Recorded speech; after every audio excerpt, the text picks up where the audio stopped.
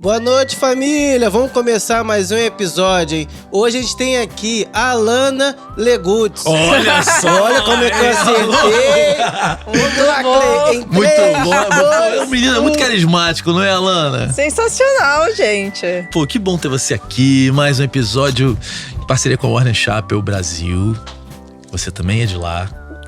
Com muito orgulho. Muito orgulho. Olha o Marcel ali, o que você achou dele? Nosso presidente Nosso aqui. presidente. Olha que gracinha. Muito bacana ter você aqui, viu? Obrigada pelo convite. Até pra contar essa história toda que eu não conhecia, mas pelo que a gente falou lá fora, tem muita coisa pra contar. O Marcel falou que você fez um discurso na Warner. Eu fiz. Pras funcionárias, que ele falou que foi incrível. E ele falou pra você falar pra mim o que você falou lá. Vou falar. Eu vou falar a versão com filtro aqui. Tá bom. Porque lá eu falei meio sem filtro pra galera. Mas eu basicamente falei sobre o lugar da mulher na indústria da música. E eu acho que antes da gente questionar o lugar da mulher na indústria da música, ou o que as mulheres estão fazendo para ocupar esse lugar, eu acho que a gente tem que questionar qual que é o lugar, qual que é o espaço que a indústria está dando para as mulheres. Porque não adianta a gente ficar dando murro em ponta de faca e tentando, forçando um lugar que ninguém vai abrir a porta. Então a gente tem que questionar também qual que é o espaço que a indústria está dando para as mulheres, qual que é o espaço que a indústria está proporcionando para as mulheres. E eu tenho muito isso comigo de que essa é a minha missão. A minha missão é, na minha posição, no lugar que eu tenho hoje, nas condições que eu tenho hoje, na estrutura que eu tenho hoje, é sempre poder dar essa oportunidade para as mulheres, abrir as portas para as outras mulheres. E a frase que eu falei nesse discurso foi que eu só levanto dessa cadeira se for para outra mulher sentar. E emocionou todo mundo lá, né? E emocionei todo mundo lá. Pô, muito legal. Parabéns pela história. Obrigada. Vem cá, me conta a história, assim, de como a música chega até ti, porque você foi fazer outra faculdade, né? A ideia era outra, pelo visto. A ideia era outra. No princípio, eu sou formada em farmácia, eu sou farmacêutica, com CRF e tudo, com registro e tudo. Mas eu sempre gostei muito de cuidar das pessoas. Eu sempre tive muito isso comigo e eu sempre tive muito a certeza de que a minha missão na vida é cuidar das pessoas. E eu acho que eu não preciso necessariamente estar exercendo a minha profissão farmacêutica dentro de uma indústria farmacêutica, dentro de um hospital, dentro de uma drogaria, para estar cuidando das pessoas. Porque mesmo não exercendo, eu não deixo de cuidar do meu marido, eu não deixo de cuidar dos meus amigos, eu não deixo de cuidar da minha família, eu não deixo de cuidar dos meus colaboradores. Então eu tô sempre ali cuidando, eu sou a pessoa que vai pro hospital junto, eu sou a pessoa que acompanha em exame, acompanha em hospital, acompanha em tudo, que me liga um doente, eu tô com isso, o que eu tomo, eu falo o que tem que tomar. Então eu tenho muito comigo que essa minha missão independe de exercer a profissão que eu escolhi. Mas sou formada, sou capacitada para isso. Da onde vem esse cuidado? Cara, eu sou canceriana, né? Eu acho que vem um pouquinho daí também. Acho que vem um pouco do signo. Você consegue identificar quem você puxou mais, pai ou mãe? Mãe, com certeza. Mãe? A minha mãe, com certeza. A minha mãe colecionava bula de remédio. Nossa. O porquê, não sei. Inclusive, mãe, por favor, me explique. Por que a senhora colecionava bula de remédio? Sim, eu me lembro quando eu era criança, minha mãe tinha uma caixa de remédio em casa. E dentro dessa caixa de remédio tinha muitas bulas, que ela separava por ordem alfabética.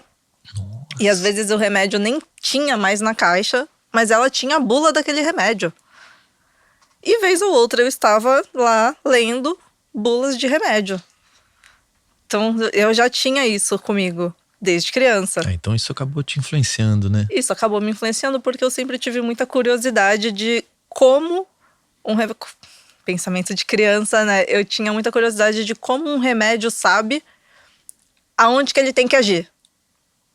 Se eu tô com dor de cabeça, eu tomo um comprimido, como é que aquele comprimido sabe que eu estou com dor de cabeça? A criança pensa esse tipo de coisa. Criança pensa esse tipo de coisa. E eu tinha muito essa curiosidade. Então, foi a minha primeira escolha, fazer farmácia. Meu pai é professor universitário. Então, ele dava aula na faculdade que eu me formei. Ele dava aula de ciência da computação. Eu não segui os passos do meu pai. Não tinha o mínimo talento para isso. Mas eu me formei na mesma faculdade que meu pai deu aula. Que legal. Foi eu e meu irmão. A gente se formou na mesma faculdade que meu pai deu aula. E hoje meu pai dá aula em ETEC. Ou seja, educação era algo importante para vocês, né? Sempre foi. A minha mãe também foi professora num período da vida. E eu me lembro muito disso, assim, dos meus pais trabalharem durante o dia no Moinho Santista, que era a empresa de farinha. Fazia farinha Dona Benta, que é uma empresa portuária, que tem muito em Santos. Então, meus pais trabalhavam durante o dia nessa empresa e à noite eles davam aula. A minha mãe dava aula num local, meu pai dava aula nessa universidade. Então, às vezes, meu pai me buscava em algum lugar, porque eu sempre fiz esporte desde criança. Então, ou eu tava na capoeira, ou eu tava na ginástica olímpica, ou eu tava no balé, ou eu tava no karatê, enfim. Em algum lugar que eu estava, o meu pai me buscava e de lá a gente ia buscar minha mãe. E ele sempre comprava flores no caminho para levar para minha mãe. Que lindo. Todo dia. Eu tenho muito essa memória comigo também. Então, a educação sempre foi uma coisa muito importante para mim. Tanto que eu me dediquei muito nos meus estudos, não só na faculdade, como no inglês, no colégio.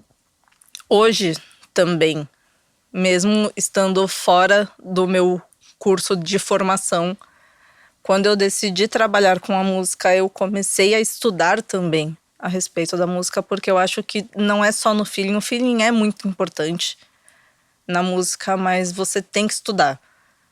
Qualquer coisa que você se proponha a fazer, que você seja o melhor naquilo que você esteja fazendo. E para você ser o melhor naquilo que você está fazendo, você tem que estudar, você tem que pesquisar, você tem que ter conhecimento, porque nunca é demais.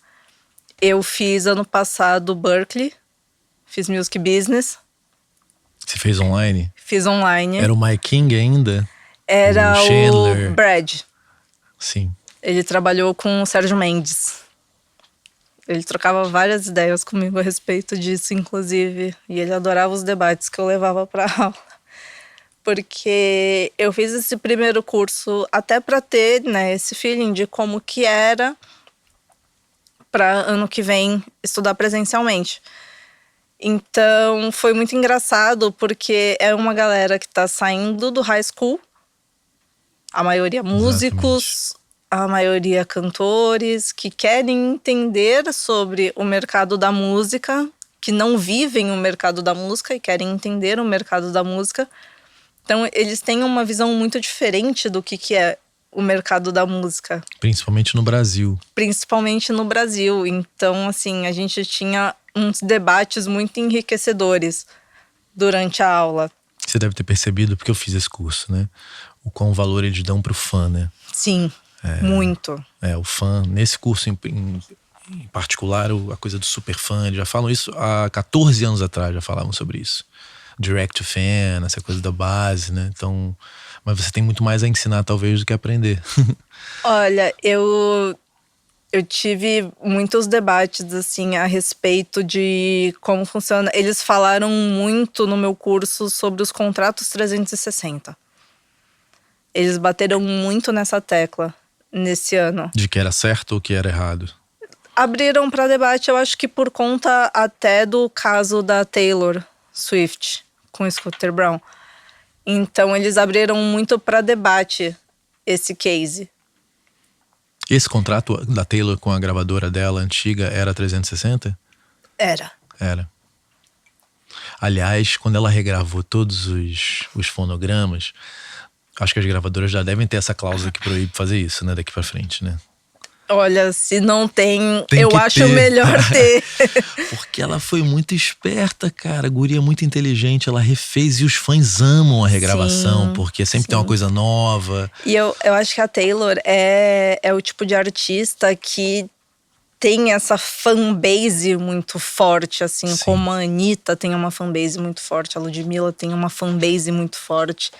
E isso é muito necessário pro artista. Exatamente por isso, porque assim, cara, você tinha milhões de streamings na sua música. Você vai regravar a sua música, você vai começar do zero e os seus fãs estão lá pra, tipo, te dar o dobro de streamings do que tinha, apenas porque você regravou, porque eles sabem de toda a história. Exatamente. E eles querem te apoiar nessa nova jornada. Teve essa história de dar suporte a ela pelo que ela passou. Exatamente. Ela contou essa história muito bem também, né? Contou. A narrativa muito bem feita, tudo muito bem feito. Tem que estar tudo muito bem amarrado. Teus olhos brilham com esses cases, né? Eu gosto. Eu também. É porque é uma informação, quando a gente lê esses cases, assim, é inspirador, né? Sim, sim. E eu acho que uma das coisas que eu quis levar muito pro curso também foi tentar desmistificar essa questão do empresário ser o bicho-papão. Porque isso ficou muito enraizado na cabeça das pessoas, principalmente dos fãs. De que e generalizou. De que todo empresário é mau, de que todo empresário vai roubar, de que todo empresário vai fazer isso, vai fazer aquilo. E não é. E não é porque as pessoas acabam não vendo o trabalho que o empresário faz. No dia a dia. No dia a dia. Acabam não vendo o trabalho que o empresário faz no escritório. Eu falei uma vez, as pessoas não têm noção do trabalho que a gente tem por trás até lançar uma música. Não é simples assim, não é só subir uma música. Tem todo um trabalho de curadoria, de escutar 10, 20 músicas para escolher 3, 4, até menos às vezes. E você fazer um pitching, você ter o cuidado de escutar aquela música, de entender do que aquela música se trata, para fazer um pitching super bem feito, para vender aquela ideia para a plataforma e fazer todo o design gráfico dessa música e tudo isso casar com o que a música diz, para que isso seja, tipo assim, o mais didático possível, tanto para o público quanto para a plataforma, para qualquer pessoa que esteja ali vendo, que vai abrir a arte e vai ter a curiosidade de clicar naquela música para escutar e gostar da música. Então, assim, tem todo um trabalho de uma equipe por trás disso, e não é só o sonho do artista. É o sonho de muita gente. É o meu sonho, é o sonho da minha equipe. Não é porque a gente não tá em cima do palco que a gente não tá vivendo o nosso sonho também de trabalhar com a música. Também é o nosso sonho trabalhar com a música. Então, com o mesmo cuidado que o artista trata o sonho dele, eu trato o meu sonho, a minha equipe trata o sonho deles, e a gente tá sonhando junto. Tá todo mundo ali pelo mesmo sonho, de fazer a melhor entrega possível. E você é canceriana, daquele trabalho. né? Eu sou canceriana com ascendente em Capricórnio, então é assim, é amor e trabalho. E você consegue não estar emocionalmente envolvida, né, no trabalho, a ponto de, por exemplo, quando um artista sai, de você não sofrer, você sofre? Eu sofro. Você sofre, né? Eu É sofro. difícil não ter um envolvimento emocional, né? É muito difícil. É muito difícil, até porque você acaba se envolvendo com o artista, assim, você tem amizade, você se apega, você tem carinho, então você conversa. Aquele dia que o artista não tá muito bem, você vai sentar, vai conversar, vai falar, cara, o que foi? O que tá acontecendo? Eu posso te ajudar em alguma coisa? Porque se o artista não tá bem, o trabalho não flui. É o ser humano, né? Então, assim, A gente trabalha com um produto que é gente. exato. Exato. Então não dá pra. Não é uma máquina. Eu não posso contar que vai funcionar 100% todos os dias. E que vai funcionar sozinho. Porque não é uma máquina. Longe de ser, Então, né? é uma relação, é um relacionamento que você tem que alimentar todos os dias, que você tem que perguntar se tá tudo bem. E aí você se importa, não tem como você não se importar.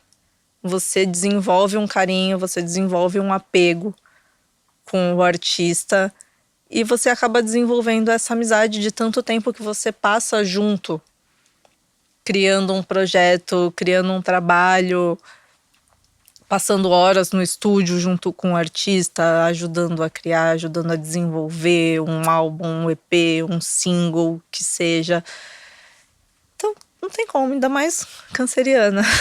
Ainda mais sendo canceriana. Você falou que você também nasceu na Baixada Santista, né? Nasci em Santos. Esse teu encontro com o Conrad mudou a vida de vocês, né? Me conta em que momento isso acontece e como que foi essa história toda. Mudou não só a nossa vida, mas vou chegar nesse ponto. A gente se encontrou por conta de amigos em comum. Eu fui assistir o TCC de um amigo nosso numa faculdade no Guarujá, que eu era muito amiga da esposa dela, não, ainda sou, inclusive muito amiga deles dois, dele e da esposa. E eu fui com ela assistir o TCC dele. E depois disso a gente foi para uma padaria que tinha em frente à faculdade para comemorar. E o Conrad apareceu nessa padaria. E foi nesse dia que a gente se conheceu, que a gente conversou e a gente ficou o tempo inteiro em que a gente esteve na padaria conversando. Hoje, esse menino do TCC trabalha com a gente como diretor de arte. Olha só. Mudou a vida de muita gente, não só a nossa. E desde então a gente não parou mais de conversar. Desde então a gente se fala todo santo dia. Até hoje. Até hoje. Como que foi esse início? Porque tem um ponto que você meio larga tudo pra tocar esse negócio junto com ele, né? Como que foi o início do canal, o início disso tudo? Quando a gente se conheceu, quando a gente começou a namorar, ainda não tinha nada disso. Ele, durante um tempo, trabalhou numa pós-produtora em São Paulo. Ele trabalhava com animação 3D e efeitos visuais. Depois ele voltou para Santos para trabalhar como web designer na faculdade que ele trabalhava antigamente. E ele foi convidado por um amigo nosso que tinha uma empresa chamada Atitude Riders em Santos para fazer o DVD do Charlie Brown. Acho que ele contou essa história aqui. E quando ele fez o DVD do Charlie Brown, foi uma virada de chave para ele. Porque já era o sonho dele trabalhar com audiovisual. Ele já tinha feito alguns cursos e ele se dedicava muito em direção de cena. Quando ele fez o DVD do Charlie Brown, ele imaginava que ia virar o videomaker da banda e que ia viajar por aí com a banda. Ele fez os 2 últimos shows dessa última turnê do Charlie Brown, Música Popular Caiçara. Foi um show em Curitiba, se eu não me engano, um show em Santos. E depois disso não teve mais show, teve todo o ocorrido. E ele fez depois o videoclipe do MC Primo, por contatos ali, né, de amigos dele. O MC Primo acabou conhecendo o Conrad e fizeram o clipe Espada no Dragão. Foi o primeiro videoclipe do Isso você já namorando? Isso, a gente já namorando. Ele fez o videoclipe Espada no Dragão, do MC Primo, finado MC Primo. E quando lançou o videoclipe do MC Primo, foi meio que uma vitrine, assim, para os MCs da Baixada Santista. E foi aonde chegou o Boy do Charmes. Que aí foi a virada de chave 100%. Quando o Boy do Charmes procurou a gente para fazer o clipe Megane, Você já trabalhava na história com ele, nesses eu clipes? já tava ali no Observando. suporte. Eu já estava de suporte ali. Quando o Boy do Charmes chegou para fazer o Megane e a gente viu que o clipe bateu 1 milhão em, acho que, não vou me lembrar tempo exato agora, mas foi tipo assim, num curto espaço de tempo pra época. E a gente falou, cara, isso pode dar muito certo. E aí o Conrad me chamou pra uma conversa, assim, super sério. E falou, olha, eu vou me dedicar nisso. Eu vou investir nisso e eu quero saber se você me apoia. Aí eu falei, com certeza. Vamos nessa. Tô com você. E aí ele falou, olha, mas eu preciso comprar um MacBook e tal, é tanto, não sei o quê. Consegue me ajudar? Consigo. Na época eu era estagiária na prefeitura do Guarujá. Eu trabalhava em posto de saúde, a unidade de atendimento da família. Na verdade, na USAFA. Unidade de saúde da família. E eu ajudei ele com o salário que eu ganhava como estagiária da prefeitura do Guarujá. Ele falou, cara, mas olha, eu vou te pagar, vou ficar te pagando até Jesus voltar. Aí eu falei, não tem problema. Vamos nessa, eu tô com você nessa. E aí veio o Guimê e foi vindo e foi dando tudo certo, graças a Deus. Estamos aí. E o canal nasce em que ponto dessa história? O canal nasce em 2012. O canal nasce em 2012. O primeiro videoclipe que a gente subiu no canal foi MC Nego Blue. E você lembra do pensamento por trás do nascimento desse canal? Eu imagino que vocês trocavam muito, né? Sim. E falavam muito sobre isso. Você já me falou lá fora que vocês são parceiros em tudo, né? Sim. O que passava na cabeça de vocês nesse momento, dele, na sua? Quando começou tudo, a gente não tinha um canal próprio. Então a gente entregava os clipes pros artistas subirem nos canais deles. Ou a gente mesmo fazia o login e subia no canal do artista. Tipo, prestação de serviço e ponto. Sim, era o videoclipe, filmava, editava e entregava. E quando a gente começou a entender como o YouTube funcionava, o que era o YouTube, como funcionava e a questão da monetização e tudo mais, a gente decidiu mudar o formato do negócio. Então a gente passou a fazer outras negociações com o canal. Quais eram os modelos de negócio, as variáveis na época? Na época, não vou saber te falar. Tipo, cobrar mais barato, mas subir no canal da Condzilla, por exemplo? Essas variáveis assim, ou outro tipo de modelo de negócio? Na época não era eu que fazia essa negociação. Mas enfim, surgiram novas possibilidades, né? Surgiram novas possibilidades e conforme o canal foi ganhando força, ele foi se tornando nosso principal ativo. Então, era uma questão, assim, era um objeto de desejo. Sim. Ter um videoclipe no canal Condzilla. Porque as pessoas entravam no canal Condzilla para ver quem eram os MCs que estavam estourados, que tinham um videoclipe no canal Condzilla. Vocês viraram um hub mesmo, né? Exatamente.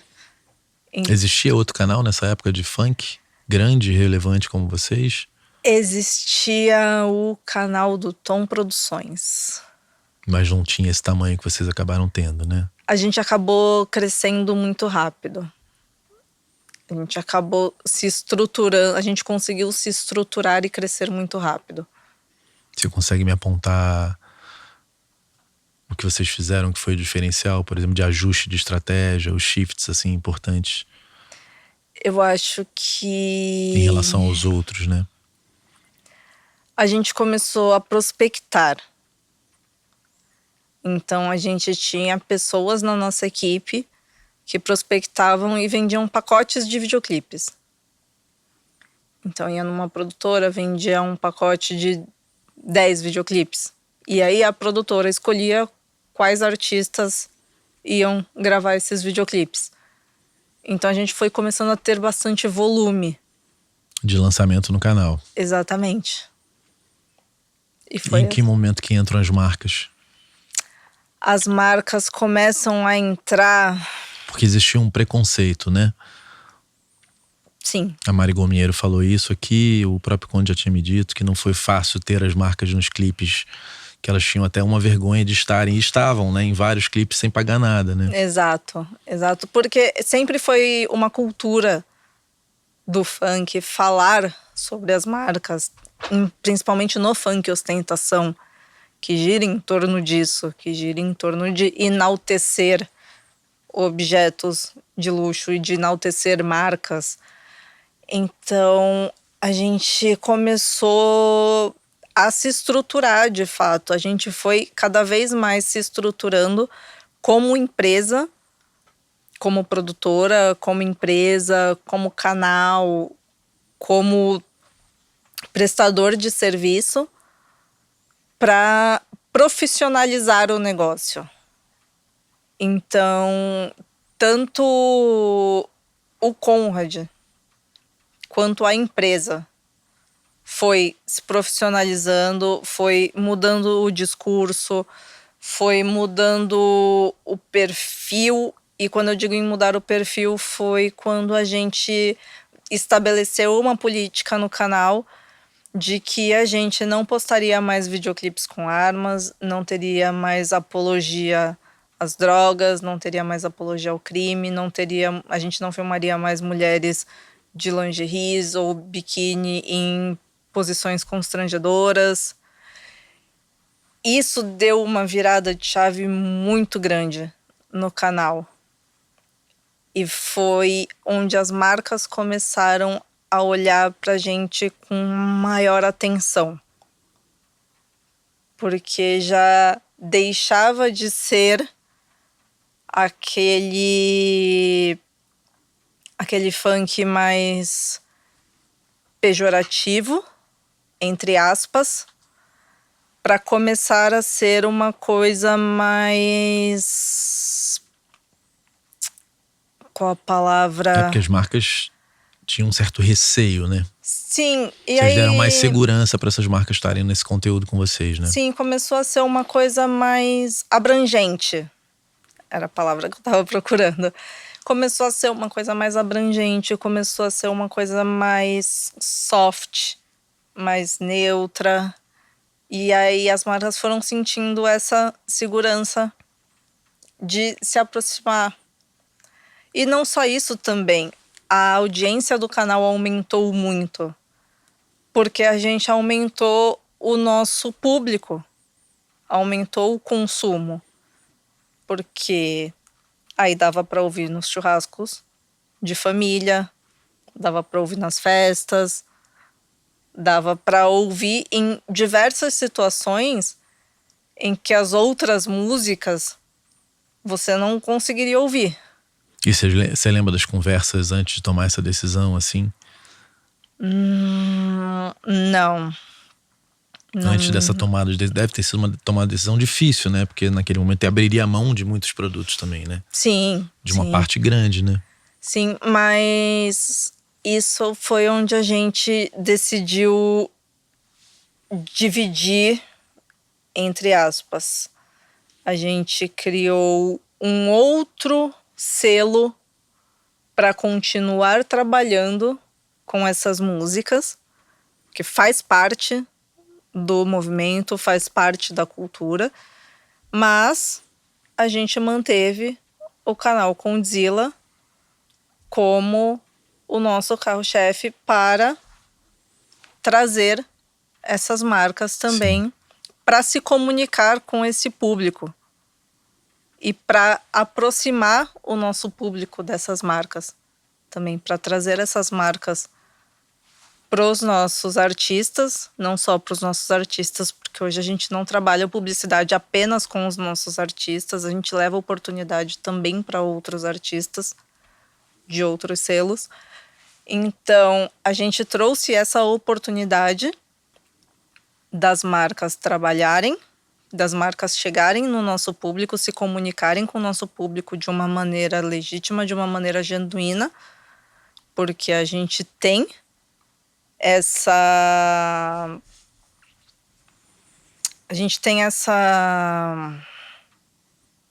não é, nossa, as Essa palavras, expertise de fazer isso acontecer de uma sim, maneira que a sim. marca fique A bem gente naquele produto, né? A gente tem essa expertise, a gente tem essa chancela para falar com esse público. Então a marca confia que vai ser entregue a mensagem da melhor forma possível. E a gente também traz para os artistas oportunidades de publicidade que eles nunca tiveram. Isso mudou o game total, né? Isso mudou o game total. Eu imagino, porque é uma linha de receita importantíssima que passou a entrar Com certeza. no ecossistema, né? Com certeza. E não só isso, eu acredito que era o desejo de muitos também. Fazer publicidades e trabalhar com grandes marcas. E as marcas também balizaram o segmento, né? Imagina, você cantava essas marcas na sua música, você com 15 anos cantava essas marcas batendo na palma da mão no intervalo da escola. E hoje essa marca tá te procurando para fazer uma publicidade com você. E te pagando bem por isso, né? É muito gratificante. Muito. Em que ponto você larga tudo?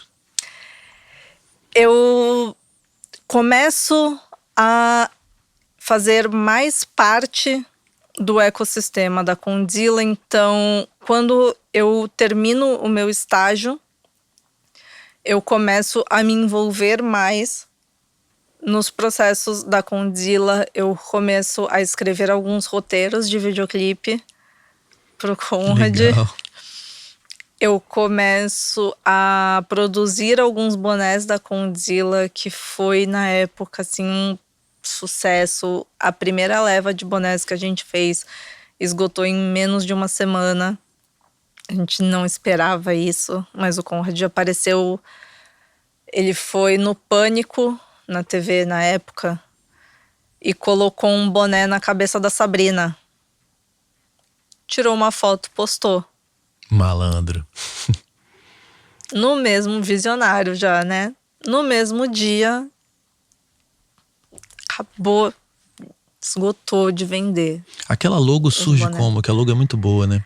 Aquela logo é uma escrita à mão do Conrad, que depois ele vetorizou. Mas se você olhar os primeiros clipes, como Megane, o Plaqué de 100, ainda é essa escrita à mão.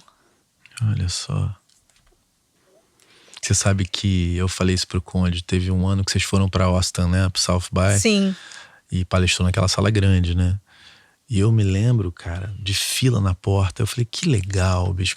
Eu não conhecia vocês, mas eu fiquei emocionado. Eu falei, cara, era o maior canal do mundo, né?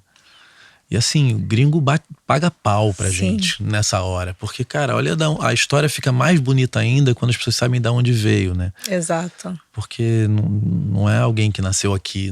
Tipo, olha a história linda que vocês construíram. O Conde, você já tinha esse olhar? Porque ele me parece um moleque muito inquieto e muito curioso, né? É.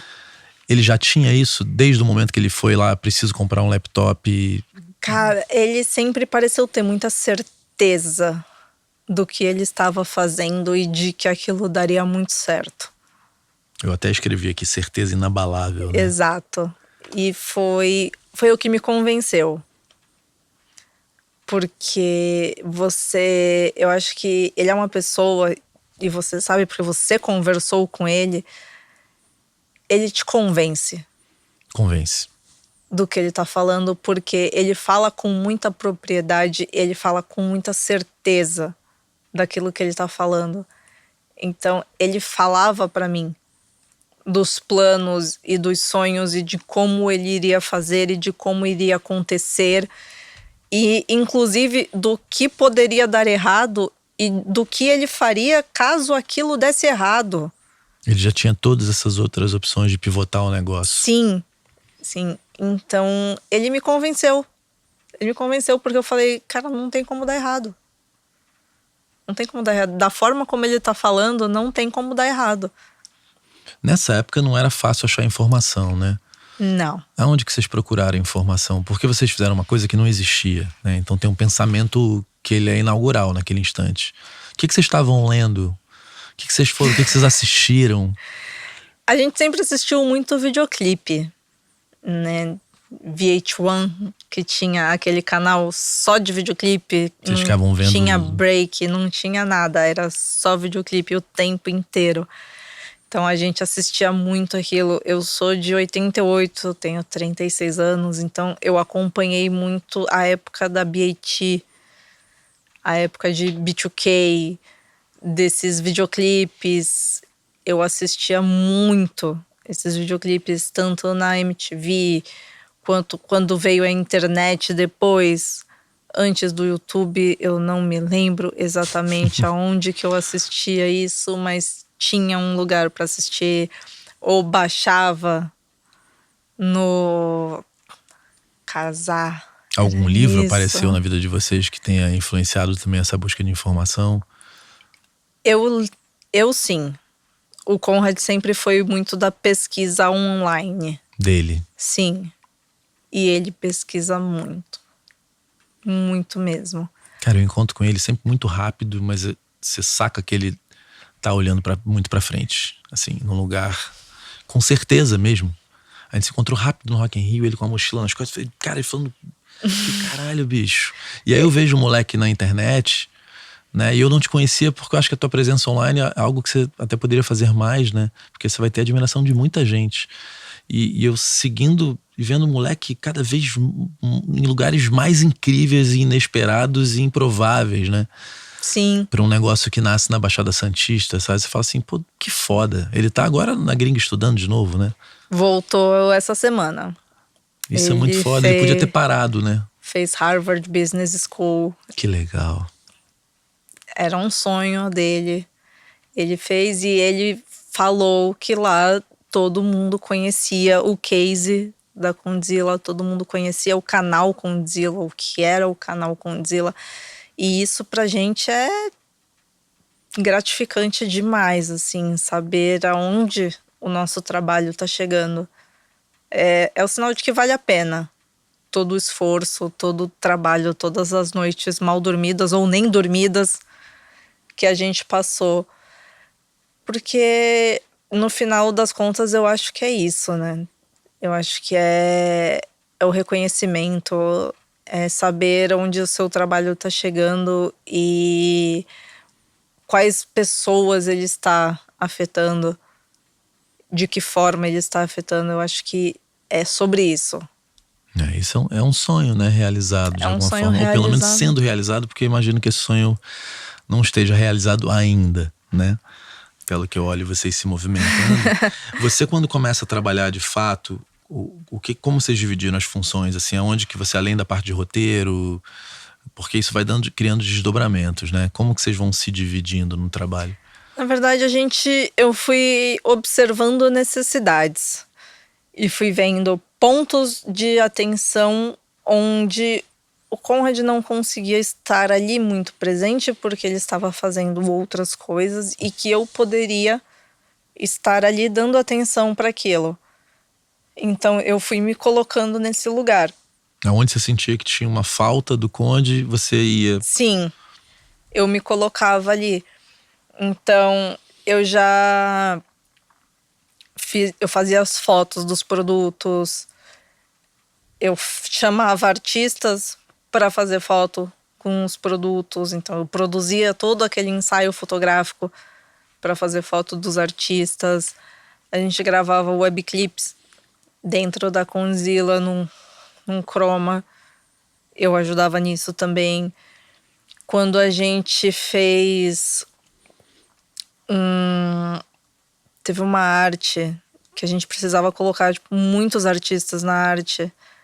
E aí eu, para ajudar o designer, eu fui lá e comecei a cortar os artistas, porque neste meio tempo, antes de eu me mudar para São Paulo, eu trabalhei numa agência de publicidade em Santos. Antes de eu me formar na faculdade, nos últimos anos da faculdade, eu trabalhei numa agência de publicidade em Santos como redatora. E lá eu aprendi a mexer no Illustrator, eu aprendi a mexer no Photoshop, porque eu também sou muito curiosa, eu também quis aprender sobre isso. E eu usei. E foi muito útil para mim, porque eu pude ajudar o design Resolver aquele nesse problema. trabalho e adiantar muito o trabalho dele. Então, todo lugar que eu via uma falha, eu entrava para resolver. Então, assim, a gente não teve uma conversa de sentar e falar assim, olha, você vai fazer isso, isso, isso, eu vou fazer isso, isso, isso. A gente foi sempre ali se ajustando e fazendo dar certo. De alguma forma a gente tinha que fazer dar certo. E no início era o quê? Só vocês? No início era eu, ele, o primo dele, o irmão e um amigo. E aí saía um, entrava outro, saía um, entrava outro, mas assim, até a gente se estruturar como empresa de fato e pegar uma sede em São Paulo, a gente foi fazendo esse formato. Então assim, entrava todo mundo dentro de um carro, de uma Space Fox e ia pro clipe. E era dessa forma. Foi dessa forma por um bom tempo. Ele editava em casa. Editava em casa. Em que ponto que deu uma Virava virada a ponto de poder ir para uma sede já com uma equipe, com uma estrutura? Porque em algum ponto vocês ficam muito grandes, né? Foi em 2013, de 2013 para 2014, se eu não me engano. De 2013 para 2014, a gente pegou uma sede em São Paulo. A gente teve uma sede no Guarujá, no comecinho, lá em 2012. E aí a gente saiu dessa sede no Guarujá, que era uma sala comercial. Saiu dessa sede no Guarujá para ir para uma casa em São Paulo, que foi a nossa segunda sede, uma antes da que a gente tá agora. Como que foi a sensação de estar finalmente abrindo uma sede, uma casa em São Paulo? Foi um misto de tanta coisa. A gente fez um primeiro churrasco lá de inauguração dessa sede e eu me lembro de ter muita certeza de que as coisas dariam muito certo ali. Aquele lugar tinha uma energia muito boa. Algum medo de empreender, de crescer ou não? Eu nunca tive medo de empreender, porque exatamente por conta dessa segurança que ele sempre me passou. Eu acho que talvez se eu fizesse sozinha, eu teria. Seria menos destemida, né? Talvez sim. Mas eu acho que ele me passou tanta confiança que eu coloquei na minha cabeça que não tem como dar errado. Não tem como dar errado porque a gente não vai deixar dar errado. Quando vocês mudam para essa sede de São Paulo, o que era o business nesse instante? Videoclipe. Ainda só videoclipe? Ainda só videoclipe. Em que ponto que começa a criar novos desdobramentos? A gente começou a criar novos desdobramentos quando a gente começou a agenciar artistas. Que foi por volta de 2017, no final de 2016, 2017. Que fazia sentido, vocês explodiam os artistas, né? Sim, e a gente precisava começar a ter outras vertentes de atuação, porque senão a gente ia sair do mercado. É porque vem a concorrência também, né? Exatamente. E foi quando a gente começou a agenciar artistas.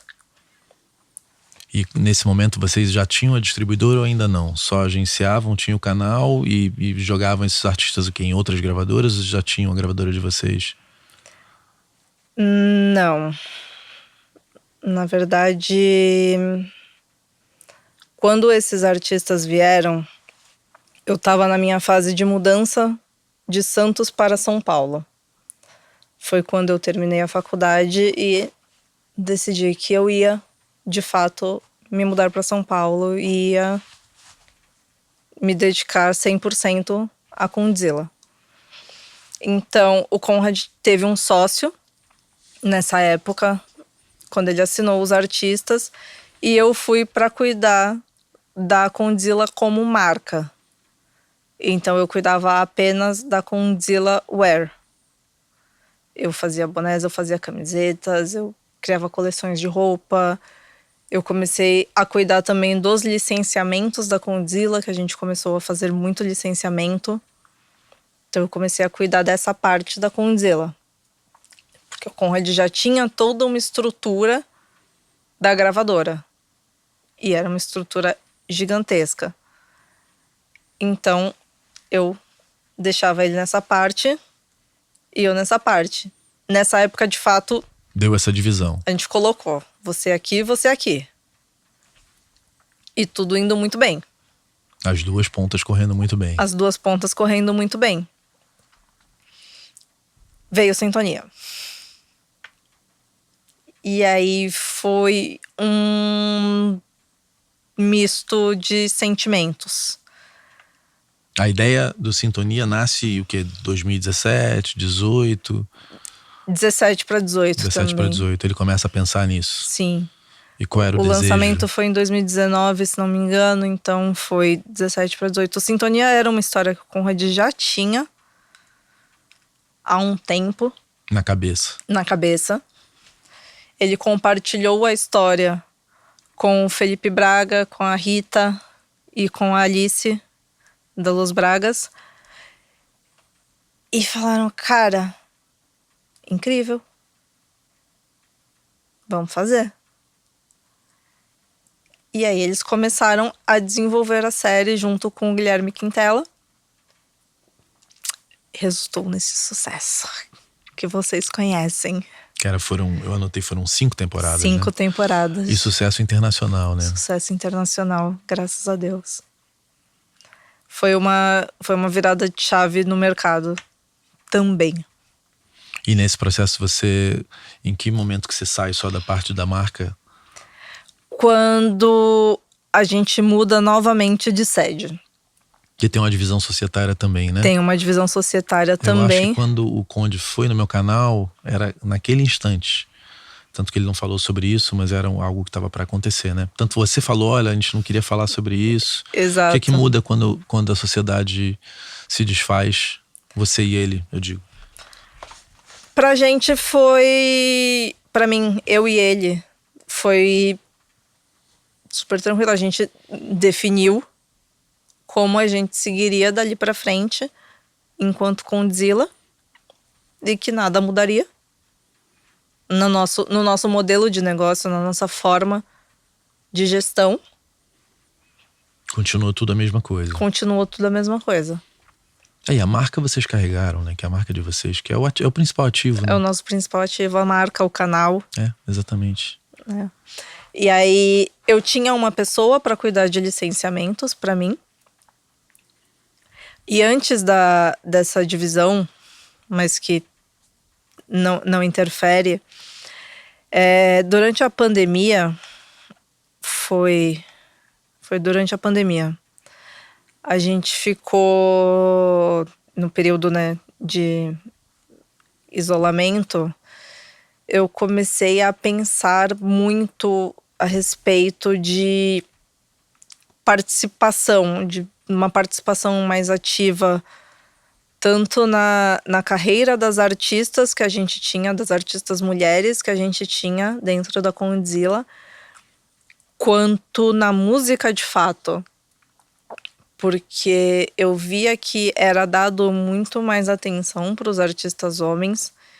E quando eu digo de dar muito mais atenção para os artistas homens, era de ter mais projetos, ter mais ideias e vamos fazer um feat com fulano, fulano, fulano, vamos fazer não sei o que com fulano, fulano, fulano, fulano. E essas ideias nunca chegavam para as mulheres. E eu comecei a sentir muita falta disso.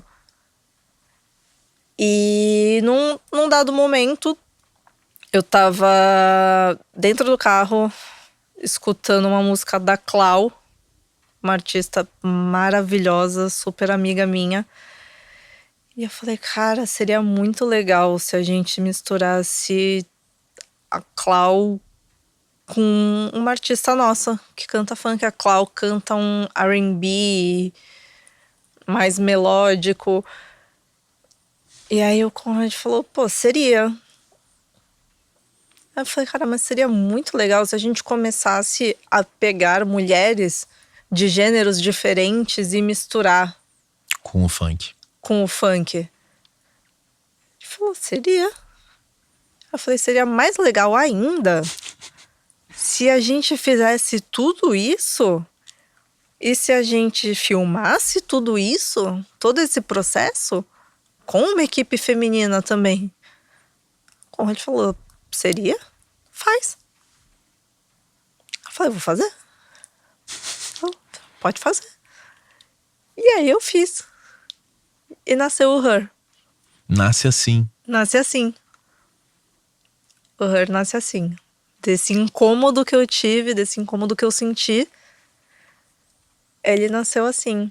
A porcentagem de mulheres e homens entre artistas do funk é muito mais masculino ainda? Muito mais masculino ainda. E no mercado como um todo? Também. Também. Eu acho que a forma de consumo tem que mudar também. Eu acho que o público precisa estar mais aberto Para mulheres. para consumir a música de mulheres, de artistas mulheres. Porque não adianta, de novo, não adianta a gente ficar batendo nessa tecla e dando murro em ponta de faca e falando tem que ouvir mais mulheres, temos que consumir mais artistas mulheres se o público não está disposto a ouvir artistas mulheres.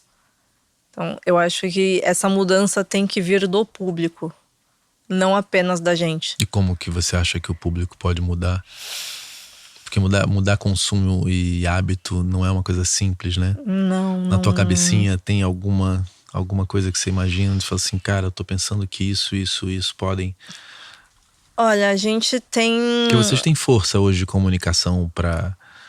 Sim, pelo menos tentar plantar a semente. mas não tem de convencimento, né? Você não consegue obrigar alguém a escutar algo que aquela pessoa não quer. Mas eu acho que a forma que a gente tem de fazer é lançando músicas de qualidade. E a gente tem muito esse cuidado de curadoria, de lançar músicas de qualidade, principalmente das artistas mulheres, para tentar reverter esse consumo. Não reverter, mas equalizar. Mesmo com a ascendência da Anitta, da Ludmilla, porque são tamanhos gigantes, né? Sim, são mulheres sim, gigantes. são... Até no sertanejo a gente teve muitos, né? A gente vê as mulheres ocupando lugares de destaque.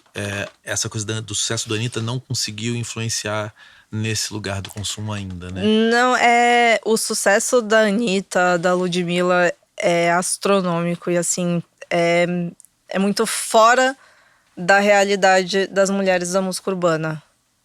É muito fora da curva, sabe? Eu acho incrível, eu espero de coração que as mulheres cheguem nesse sucesso, mas é algo muito fora da curva. O que elas conseguiram. Elas são fora da curva elas também. são muito mulheres fora da curva, né? de verdade. É incrível. É incrível. E são muito trabalhadoras. Eu acho isso sensacional. Você me falou que nesse momento aqui, 17, 18, 19, que é o auge de vocês desse modelo aqui, né? Em algum momento você olhou e falou assim, cara, a gente bateu a meta. Em que ponto que vocês falaram assim, putz, cara... Porque se a gente não para pra celebrar, a gente tá sempre atrás de algo que a gente não tem ainda, né? Em algum ponto vocês olharam e falaram assim, pô, cara, tudo bem, a gente quer ir pra mais além, mas isso aqui é foda. Mas eu sempre tive comigo celebrar as pequenas conquistas. Você tem isso? Eu tenho isso. Então, qualquer pequena conquista merece ser celebrada. Ai, bateu 1 milhão, é pouco. É pouco pra quem? É pouco pra você? É pouco pra Anitta? Pra Anitta é pouco, pra mim é muito. Então, eu acho assim, todo mundo já celebrou o seu primeiro milhão de streamings, no caso, não de dinheiro. De dinheiro também tem que ser celebrado, tá, gente? Por favor, vamos celebrar tudo. Mas assim, todo mundo já celebrou o seu primeiro milhão de streamings. Hoje pode ser pouco, mas em algum momento foi muito significativo bater o primeiro milhão. Então eu acho que assim, a gente não pode perder essa felicidade de comemorar as coisas. Não pode se tornar banal, tipo assim, beleza. Tipo assim, lancei mais um álbum, tá? Não, cara, você lançou mais um álbum, pô, da hora, vamos comemorar isso. É uma conquista, não deixa de ser uma conquista. Você sabe quantas pessoas queriam ter a oportunidade, queriam ter condições de lançar um álbum e não tem, e não conseguem? Mesmo com toda a facilidade de hoje, ainda é a minoria, né? E não tem acesso. Então, assim, celebra as suas pequenas conquistas. Só você sabe o quanto você lutou pra isso, só você sabe o quanto você trabalhou, quantas noites você virou no estúdio trabalhando nisso. Então tem que celebrar, sim. Tem que celebrar todas as pequenas conquistas, independente se é pequeno pros outros. Só você sabe o quanto doeu em você, o quanto você trabalhou por aquilo e o quanto aquilo significa pra você. Eu achei bonito que você me falou lá fora que você tem um senso de... essa coisa de cuidar, né? Mas também de dar oportunidades para as pessoas que... com a estrutura que vocês têm hoje, né? Como que você olha para isso? Porque é muita gente precisando de ajuda. Vocês têm uma estrutura muito grande, mas também não dá para ajudar todo mundo, né? Mas eu acho bonito que você não deixou isso de lado, né? Sim. Tá no propósito de vocês ali como marca, como empresa, né? Isso começou quando... Vou voltar um pouquinho a história, voltar um pouquinho a timeline. Logo que eu criei o Her, eu convidei 3 artistas que eram do nosso casting da Condzilla para fazer essa música, que seria a música que eu idealizei no carro.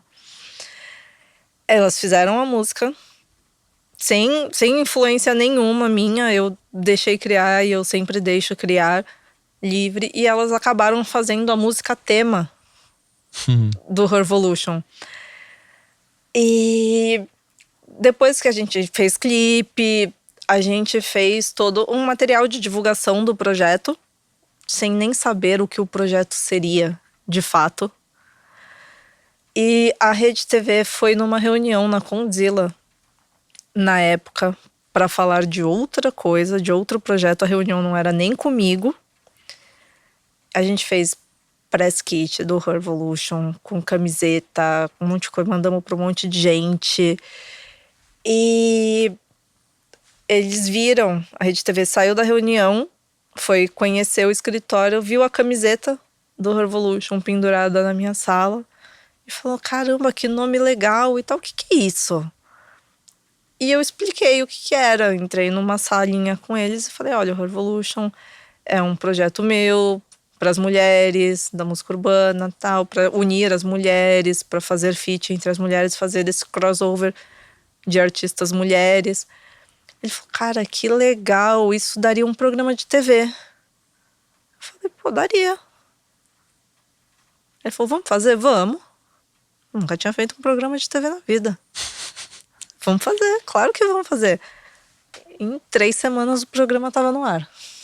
Que foda. E você ficou na direção?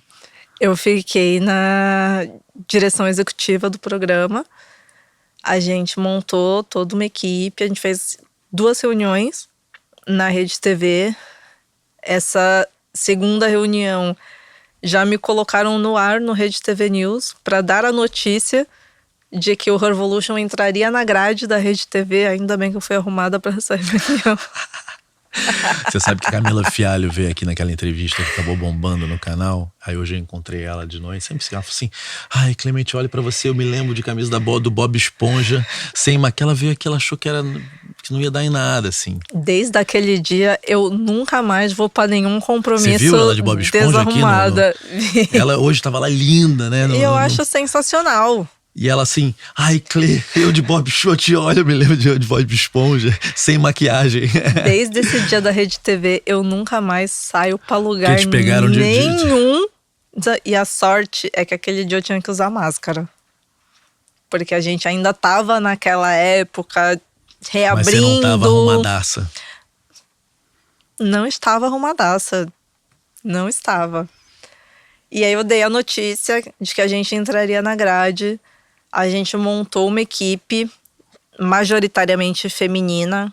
Infelizmente eu não consegui uma equipe 100% feminina, até porque a gente não tinha tempo para procurar as profissionais, mas majoritariamente feminina, 65%, 70%, porque a gente trocou bastante no meio do caminho. 65%, 70% da minha equipe do programa era feminina. A gente gravou em uma semana. A gente gravou uma semana de programa. A gente gravou em uma semana. Foi um mês de programa. A gente gravou em uma semana. E o programa foi pro ar. Foi diferente fazer programa de TV em relação ao que vocês fazem com audiovisual? Foi. Foi muito diferente. A gente montou toda a base dentro do escritório da Condzilla. Então a gente montou a nossa estrutura de palco do programa dentro do estúdio de vídeo da Condzilla. A gente gravava de sábado. Então na sexta-feira à noite ia lá, montava o palco todo. Gravava no sábado de manhã. No domingo à noite ia lá, desmontava o palco todo. Porque na segunda-feira a Condzilla ia usar o estúdio. Aí a Condzilla usava de segunda até sexta-feira à tarde o estúdio. Isso de novo. Sexta-feira à noite ela montava o palco de novo. Como que era o programa? Todo esse rolê. Era um programa de variedade feminino. E a gente tinha alguns quadros para abordar assuntos do universo feminino, principalmente sobre direitos das mulheres. A gente falava sobre temas sensíveis, temas da atualidade. A gente falava sobre música, a gente falava bastante sobre música. Então a gente tinha quadros de conversa onde a gente juntava 3 a 4 mulheres para falar daquele tema. Então tinha dias que a gente falava sobre mulheres na produção, tinha dias que a gente falava sobre maternidade, tinha dias que a gente falava sobre as mulheres funkeiras, e a gente chamou algumas MCs para fazer essa roda de conversa e a gente gravava num bar. Então era de fato uma conversa de bar. A gente tinha um quadro chamado Bairro Delas, onde a gente ia até uma quebrada de São Paulo, escolhia uma menina da quebrada de São Paulo para ela apresentar aquela quebrada pra gente e apresentar os negócios de mulheres dentro da quebrada. Que legal. E foi num desses programas que eu conheci a MC Trans, que acabou virando a apresentadora da segunda temporada. Ela apresentou Paraisópolis pra gente. E ela deu o texto, assim, cravado. Sem voltar, sem nada. Cravado. E quando acabou a gravação, ela falou: me dá uma oportunidade de ser apresentadora? Eu falei: tô. Tu sou essa pessoa. Tô. Na segunda temporada, a gente deu um quadro pra ela. O quadro se chamava Me Ajuda Trans, onde as pessoas mandavam direct pra ela, contando histórias, enfim. Era meio que um dia de princesa, meio que uma transformação. E a gente pegou um caso muito interessante nesse quadro dela, que foi uma mulher que sofria violência doméstica. Era lá do Paraisópolis. Ela sofria violência doméstica, então assim, ela tava com a autoestima muito abalada. A gente deu de fato um dia de princesa pra ela, fez um ensaio de fotos, mas ela contou a história dela no programa. No dia seguinte, que o programa ia pro ar numa terça-feira à noite. No dia seguinte que o programa foi pro ar, o cara foi expulso da favela. Então isso pra mim foi super tocante, assim, foi super gratificante saber que a gente teve esse poder de mudar a vida de alguém. E também de dar a oportunidade que a trans me pediu. E dela ter feito valer a pena essa oportunidade que eu dei. Porque assim, cara, eu descobri uma apresentadora maravilhosa. Ela é uma apresentadora maravilhosa. O programa vai continuar? Tchan, tchan, tchan, tchan. Será?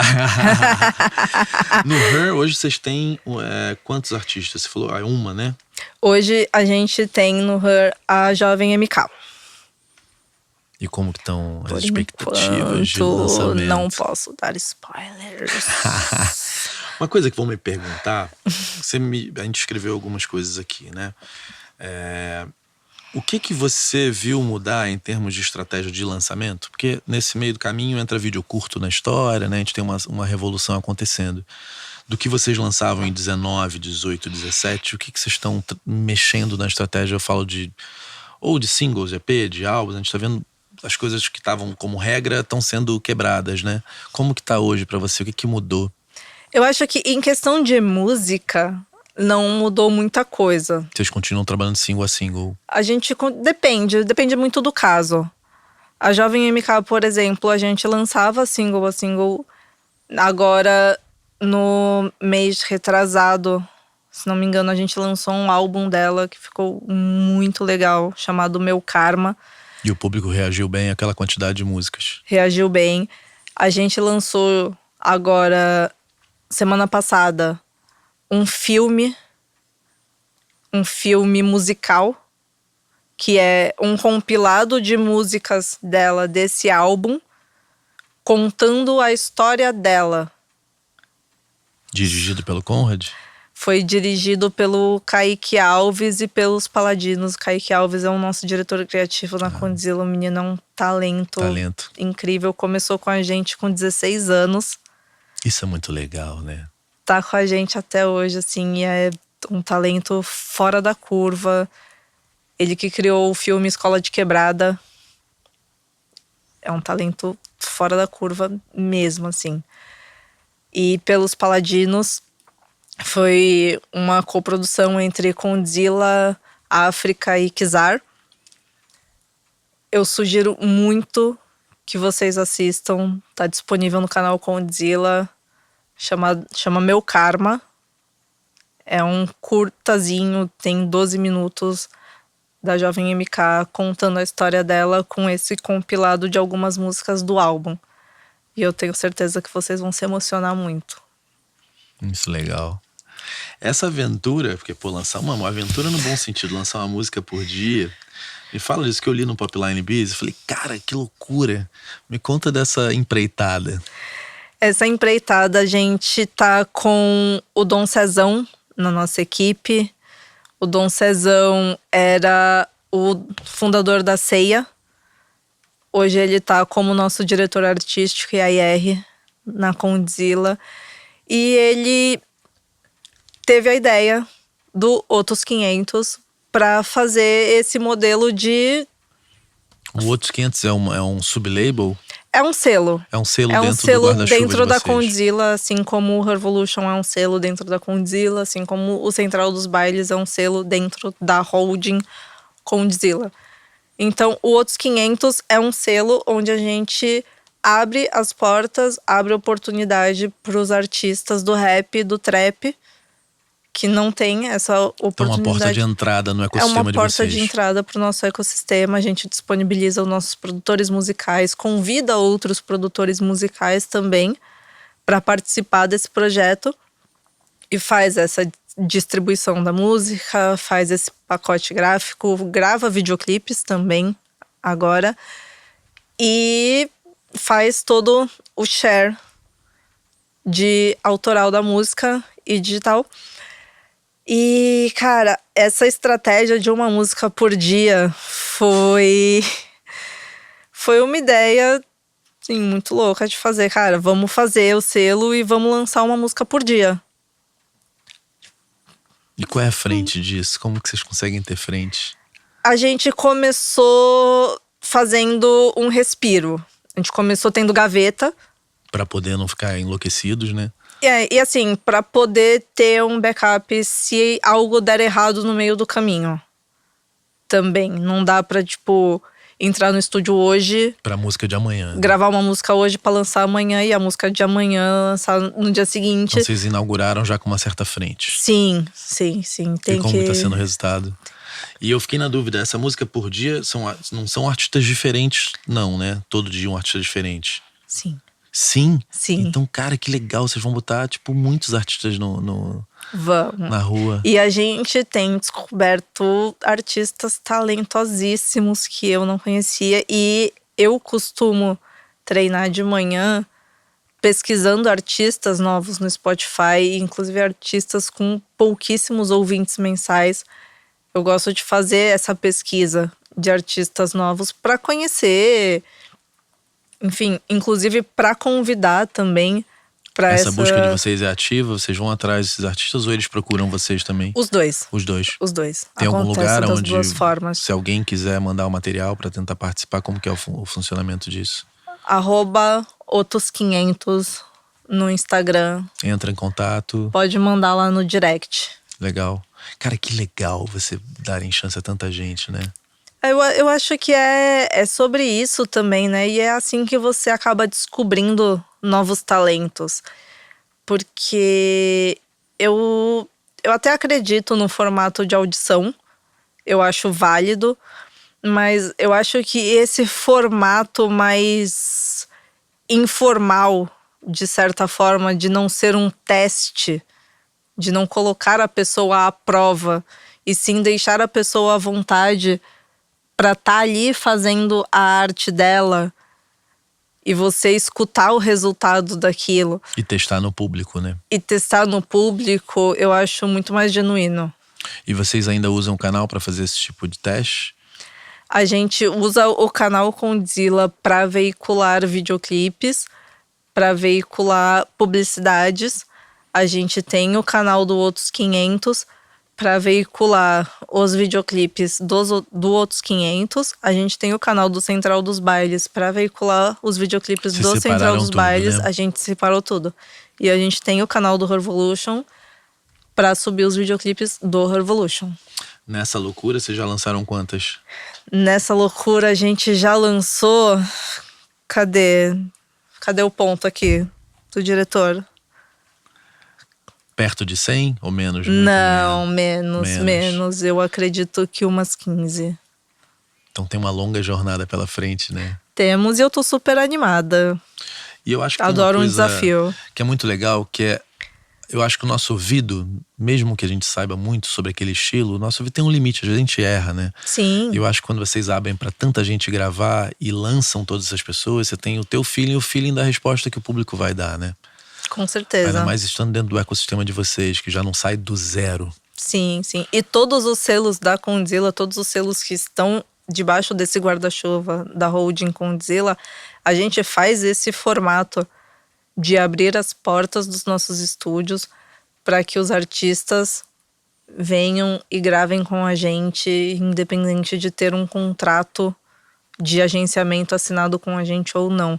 Então, tanto o Revolution, quanto Outros 500, quanto o Central dos Bailes funcionam nesse formato de dar oportunidade para que artistas que não têm a condição de pagar uma hora de estúdio, de pagar uma produção musical, ou de artistas que queiram gravar com a gente, que queiram distribuir sua música com a gente, são bem-vindos e têm as portas abertas. Que legal. Em termos de curadoria, existe alguma especificidade em relação à estética em cada um? Porque são selos diferentes, né? São selos diferentes, mas é basicamente dividido da seguinte forma: o Revolution para mulheres, Urbano, mulheres. Urbano, mulheres, geral, funk, rap, trap, boom bap, enfim. O Outros 500 para Novos. trap e rap, Não tem funk. não tem funk. E o Central dos Bailes é para funk. Pra funk. Sim. Você sente uma diferença de aceitação em relação ao lançamento, tipo, entre o trap e o funk?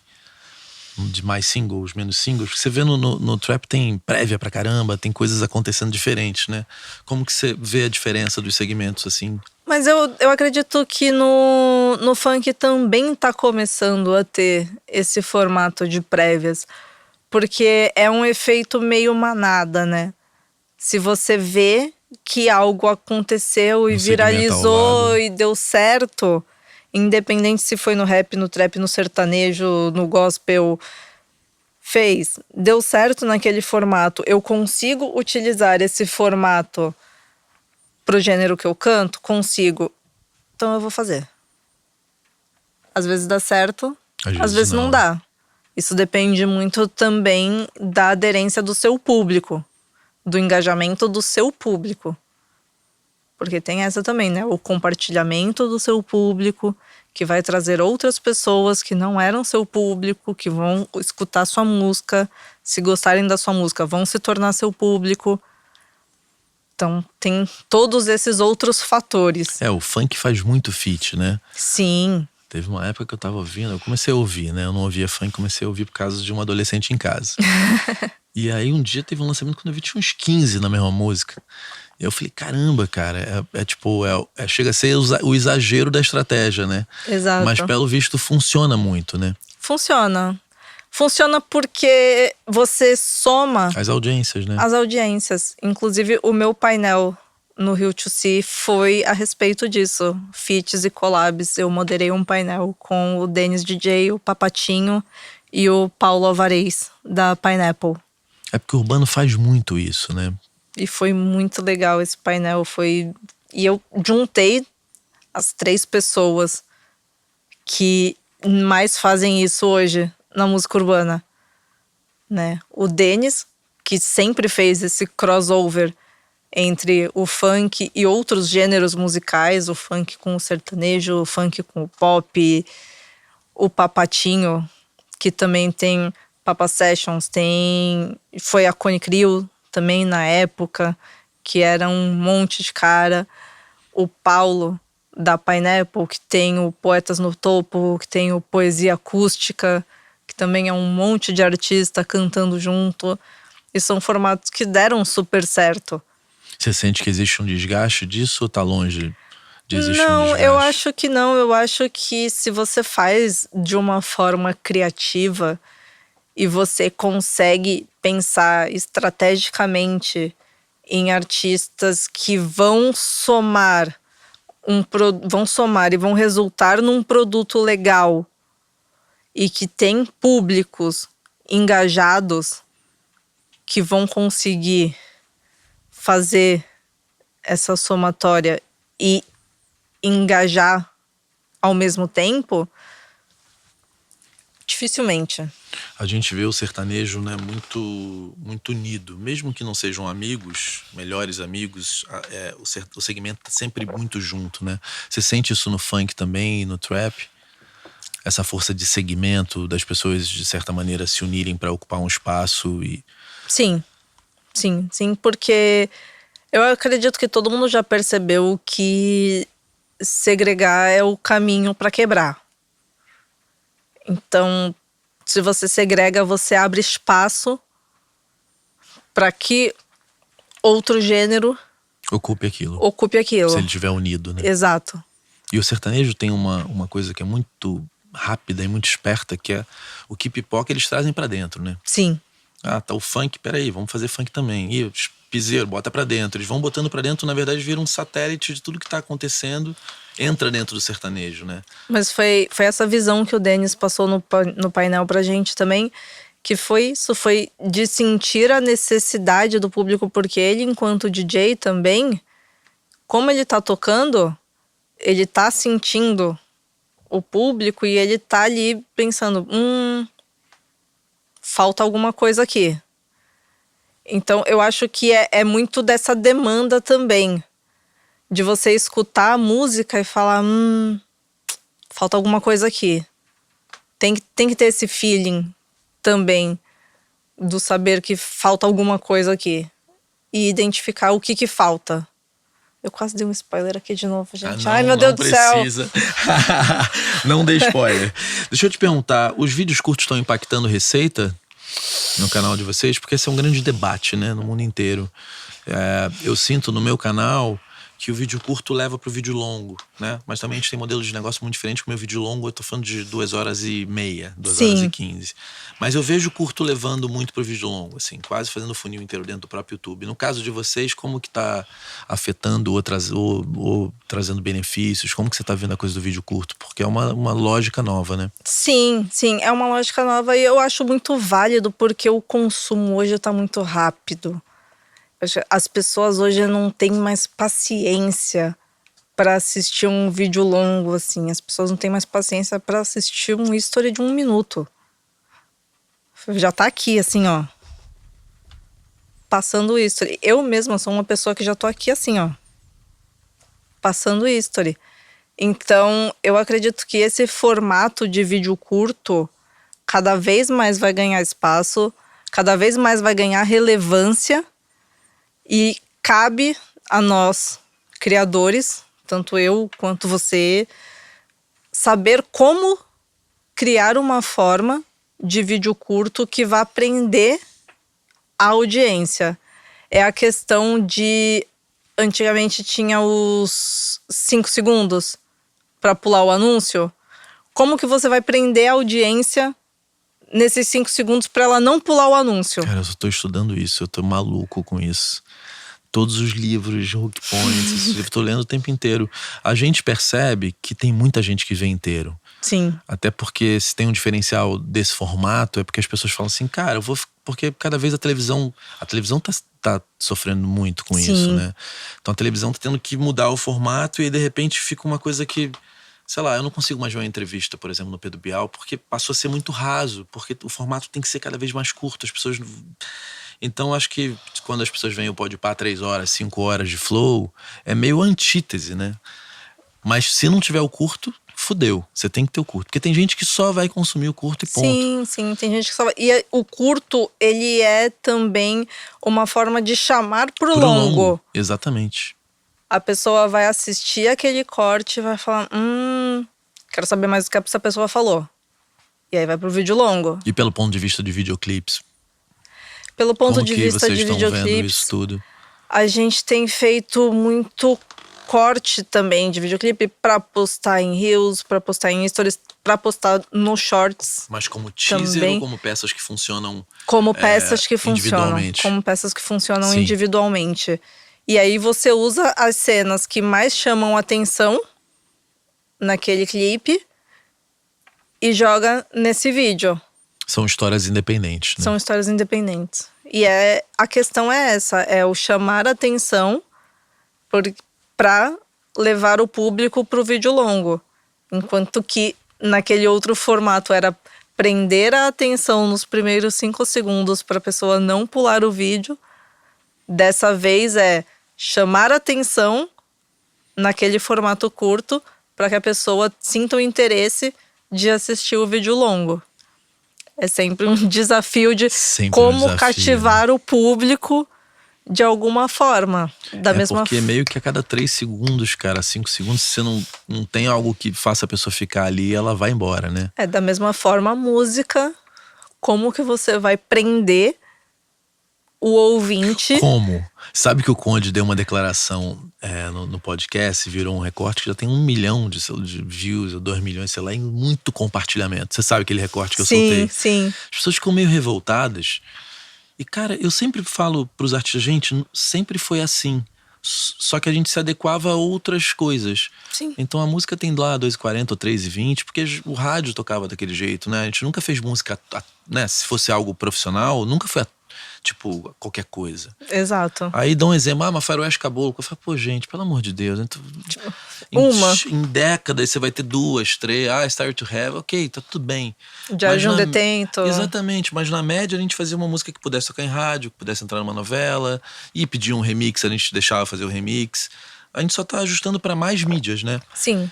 Você tem essa dificuldade com os artistas de falar assim, olha, gente, a pessoa tem que passar dos 30 segundos, senão não dá nem dinheiro, né?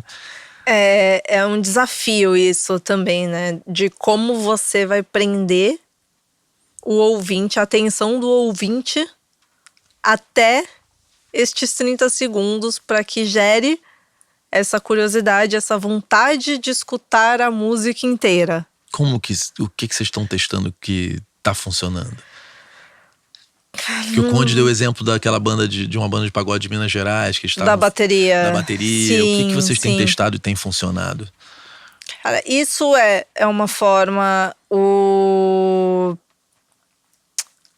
Uns punchlines é uma forma também. O que você quer dizer com punchline? Punchline é um verso de efeito. É um punchline. Então, uma baita frase foda. Exato. É uma frase muito foda. É tipo assim, uma frase do Charlie Brown que você colocava no nick do MSN. Uma punchline. Entendi. Inclusive, as músicas do Charlie Brown são numa sequência de punchlines. Então, eu acho que é tentar. Não existe uma fórmula. Adoraria que tivesse. Inclusive, facilitaria muito o nosso trabalho. Mas não existe uma fórmula. É você ir tentando e acertando, errando, ajustando a rota, até você descobrir um caminho que vai funcionar. E às vezes vai funcionar para um artista, não vai funcionar Vai para outro. funcionar para um, vai funcionar para outro. E é descobrir o caminho para cada um. Você sente alguma diferença de consumo entre o trap e o funk, por exemplo? Que vocês já tenham detectado? Falou, olha, gente, aqui tá funcionando mais assim, aqui tá funcionando mais assado. Ou são gêneros que meio que estão cada vez mais misturados, assim? Eu não acho que são gêneros que estão cada vez mais misturados, mas eu acho que são que são culturas diferentes, São né? culturas diferentes, mas eu acredito que os artistas estão misturando mais, cada vez mais. Então, os artistas de funk estão se aventurando no trap, assim como os artistas de trap também, às vezes, fazem feats com artistas de funk e também se aventuram em batidas de funk. Então, eu acho que é um mix de tudo isso. E é a questão que a gente falou dos feats estarem acontecendo também. E eu acho super válido. Eu também acho.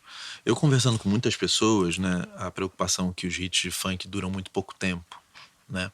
Como que você... Porque isso para construção de catálogo não é tão bom. É melhor sempre que a gente tem uma linha, né, que não tem uma curva tão de pico e de sumiço absoluto. Sim. O trap tem essa mesma característica, os hits do trap também acontecem um pouco esse super pico e tendem a desaparecer mais rápido. Como que você acha que a gente poderia consertar isso? Porque são gêneros que eu acho que se talvez a nossa busca incessante pelo viral tire da gente a coragem, às vezes, de investir talvez em algo que possa não estourar tanto de saída, mas possa gerar uma receita por mais tempo, né? Sim, mas eu acredito que esse seja uma questão hoje não apenas da música urbana.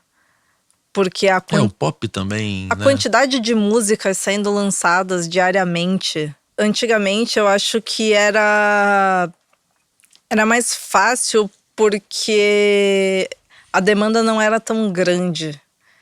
Então você tinha menos músicas com mais qualidade e talvez, tipo assim, mais tempo de consumo. Hoje você tem muita música sendo lançada ao mesmo tempo. Com pouca curadoria. Com pouca curadoria. E como que você mantém todas essas músicas? Eu acho que também tem um certo desespero pelo sucesso imediato, né? E como que você pesca uma música dali? 1, 2, 10, que seja. De 20 mil músicas. É por isso que eu acho que a curadoria nunca foi tão importante e vai ser cada vez mais importante, né? Com certeza. Porque certamente se eu for fazer uma pesquisa, sei lá, de funk, eu vou no Condzilla, que é um lugar. Deixa eu ver aqui, se tiver um playlist tipo os melhores, né, eu vou ali. Cara, sem curadoria a gente fica maluco. Em tudo, né? Pra ver um filme ou pra ouvir música, né? Exatamente. É muita música. Você, quando procura o novo, você procura onde? Quando eu procuro o novo, Eu procuro muito no Instagram. Eu procuro em algumas páginas de rap, de trap. Eu procuro bastante ali e vou também. Eu procuro muito na streaming. Eu faço muita pesquisa dentro da streaming, da plataforma. Eu pesquiso também nos relacionados do Spotify. Você vai sempre ali, né? Eu vou ali, tipo, vou num artista que eu gostei. Escutei uma música daquele artista, gostei, vou lá pra baixo, vejo os relacionados. E eu tenho participado também de algumas curadorias que têm me dado acesso a artistas que eu não conhecia e que eu acabo conhecendo, que eu acho sensacional. E que aí destes artistas eu vou lá de novo, ou na streaming, ou nos relacionados do Spotify e acabo conhecendo outros artistas. Então é um fio puxando o outro. E tem uma dedicação pra isso também, né? Tem uma dedicação pra isso. Você falou que no treino é um momento que você ouve. Hoje eu faço parte da curadoria do WME, do pitch do WME, e tô fazendo parte também da comissão de música do Rio to See, do Pitching Show. Então, essas curadorias me dão acesso a artistas novos. Alguns eu já acompanhava o trabalho, já conhecia, outros não. Então, me dá acesso a esses artistas novos. Então, me dá a oportunidade de pesquisar esses artistas novos, escutar a música deles, que eu não conhecia, e pesquisar também artistas relacionados a eles. E conhecendo artistas novos, e uma coisa vai puxando a outra. Então, eu acho que esse trabalho de curadoria é muito importante e essas ferramentas que estão à nossa disposição também são muito importantes para que a gente conheça artistas novos. Porque senão a gente não vai sair da bolha nunca. E muita coisa boa no segmento que você trabalha, nesses três? Muita coisa boa. É. Muita coisa boa. É porque é muita gente fazendo música, né? É muita gente fazendo música. Eu fico muito feliz, assim, sempre que eu vejo, sei lá. Porque quando eu ouço alguém dizer que precisa de 5 milhões, de que é impossível estourar sem 5 milhões, isso desmotiva muito as pessoas, né? E toda hora tem alguém que fez uma coisa e deu certo, né? Sim. Sem dinheiro.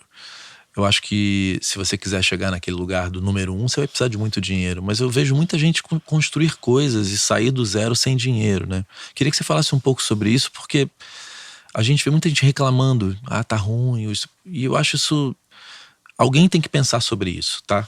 Sim. Acho que devem existir pensadores, filósofos, antropólogos, cientistas políticos. Existe essa preocupação e eu acho que tem que ter sempre gente. Mas a gente que está no nosso mercado, eu olho, não existiria a Condzilla, a Lana há 30 anos atrás, entendeu? Vocês são frutos de um sistema muito mais democrático, com muita competição. Sim. Mas quantos artistas você viu enriquecer que não teriam, sei lá, 100 mil reais para fazer um disco se fosse nos anos 90, né? Quando era caro entrar no estúdio. E hoje a gente vê gente pegando um beat limpo, de direito, bota uma voz em cima, faz no celular e sobe e explode. Me fala um pouco sobre isso, porque eu queria muito que as pessoas entendessem o quanto é possível hoje, sabe? Tem gente fazendo beat no celular. Aí. Isso é incrível, cara. Não é incrível? Isso é incrível. E gravando assim, né?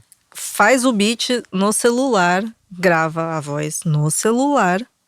E sobe no streaming. Exato. Ai, não tem uma mix e uma master de qualidade. Cara, a pessoa já deu o primeiro passo que você não deu. Ela produziu a música no celular. Gravou a voz, ela fez o beat. Ela compôs a música, provavelmente no celular também, no bloco de notas. Ela gravou a voz no celular.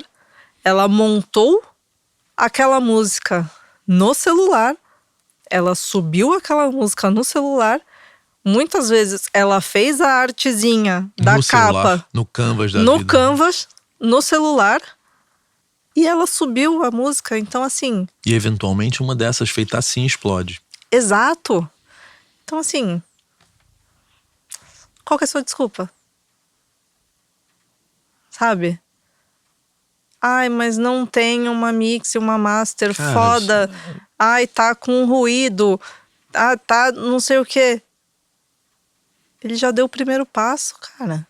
Bom, tudo isso que vocês construíram começa com um computador e uma câmera, né? Exato. E um maluco com a certeza E um doido. inabalável. E um doido falando que vai dar certo. Com uma parceira que comprou esse sonho também. Com uma outra louca que falou, vamos nessa, vai dar certo. 2 loucos. Cara, mas alguém tem que ter essa certeza inabalável, né? Alguém tem que ter. Alguém tem que ter, porque... E eu acho assim, se eu tivesse medo na época e falasse pra ele, será? Ele ia arrumar outro jeito, né?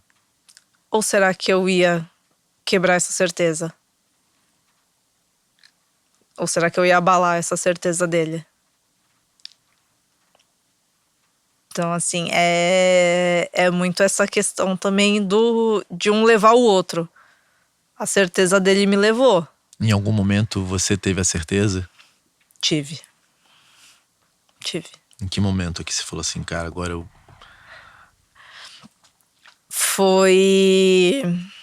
Eu acho que quando a gente foi pra primeira sede em São Paulo, eu comecei a acompanhar mais de perto quando a gente começou a morar junto, de fato. Eu comecei a acompanhar mais o dia a dia dele e os pensamentos dele, enfim, e a forma dele tocar o negócio. Eu falei, cara, não tem como isso aqui dar errado. Porque ele não vai deixar dar errado. Ele vai sempre procurar uma forma de dar certo. E eu levo isso comigo pra sempre. Eu vou sempre procurar uma forma de dar certo. Independente. Deu errado desse jeito? Beleza. Eu volto pra trás, repenso e vou de novo. Eu vou arrumar um jeito de fazer dar certo. Não tem a possibilidade de dar errado. Cara, isso é bom de escutar. E da onde veio isso? Dele. Veio dele. Porque ele é essa pessoa também. Ele não deixa dar errado. Ele vai dar um jeito de dar certo. Como? A gente não sabe. E vocês estão olhando pra onde hoje? Hoje, Porque o moleque tava lá, a gente... respirando informação e trocando com pessoas num nível altíssimo, né? Que eu acho que esses ambientes têm isso. Sim. Até na própria Berkeley, você deve ter sentido isso. Mesmo você tendo já um negócio e estando perto de pessoas mais jovens, tem uma troca que faz a gente tem. se inspirar, né? Pra onde a Alana tá olhando, pra onde que o Conrad tá olhando, onde que vocês estão olhando juntos, assim, pro futuro? Em expansão. Eu acho que a gente tá sempre pensando em crescer. A gente tá sempre pensando em inovar. E a gente tá sempre pensando em agregar para o que a gente já tem. Para o que a gente já faz. Então, assim, hoje, graças a Deus, a gente se tornou uma referência em comunicação com o nosso público, para as marcas. E é uma coisa que a gente vai continuar fazendo. Hoje a gente se tornou também uma referência em música. A gente veio com essa notícia de uma música por dia, que foi Cara, ninguém nunca anunciou que vai lançar uma música por dia. Como marketing é uma história maravilhosa de se contar, né? E estamos cumprindo. Então, assim, a gente vai continuar fazendo tudo que a gente se propõe a fazer, mas a gente sempre pensa em expansão, a gente sempre pensa em inovar, a gente sempre pensa em estar em territórios onde a gente ainda não ocupou. É porque o Sintonia levou vocês pro mundo, né? Sim. Mas o canal Condzilla também levou a gente pro mundo. Isso é uma loucura. Eu acho uma loucura. Tô te falando que eu me emocionei no dia que eu vi o South by inteiro pra assistir o cara na sala que o Obama deu palestra, que a Lady Gaga deu palestra. Foi em 2017? Foi antes da pandemia. Eu tava lá. E eu falei, caralho, que foda um brasileiro nessa sala, aquele ballroom lá, não é pra qualquer um não, Foi cara. quando a gente anunciou Sintonia. Foi, exatamente. Foi. E era fila, você lembra da fila pra entrar? Sim, eu lembro. E isso é um negócio que, cara, dá um orgulho, né? Se deu orgulho em mim, que nem conhecia vocês, eu imagino o orgulho que vocês tiveram de vocês mesmos. Eu né? chorei. Você chorou muito. Eu chorei, ele chorou. Todo mundo chorou. Olha só. Tira uma carta aqui, escolhe Eu tava uma carta. muito curiosa pra saber o que É é uma isso. bobagem, mas tira uma.